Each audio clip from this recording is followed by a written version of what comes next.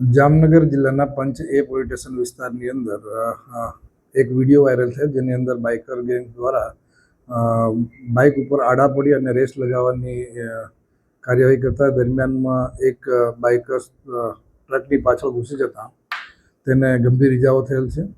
જે અન્વયે પોલીસ દ્વારા આ સોશિયલ મીડિયાના વિડીયો બાબતે અવેર થઈ અને એની તપાસ કરતા આ ટ્રક ચાલક આવી અને ફરિયાદ આપતા તેની એક ફરિયાદ લઈ અને જેને ઈજા થઈ છે એના વિરુદ્ધમાં ગુનો દાખલ કરવામાં આવેલ છે.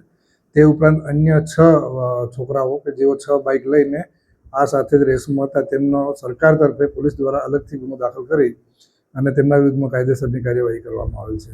જેમાં ઓવર સ્પીડે લોકોની જિંદગી જોખમાય તે રીતે ગાડી ચલાવતા હોવાની ફરિયાદ દાખલ કરેલ છે.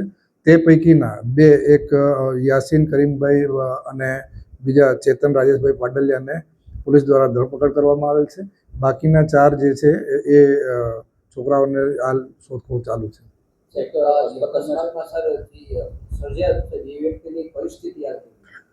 એને ગંભીર ઈજાઓ થયેલ છે અને અંકિત દીપકભાઈ મકવાણા કરીને છે તેને ઈજા થયેલ છે અને એને ગંભીર ઈજાઓ છે હાલ અને સારવાર હેઠળ છે.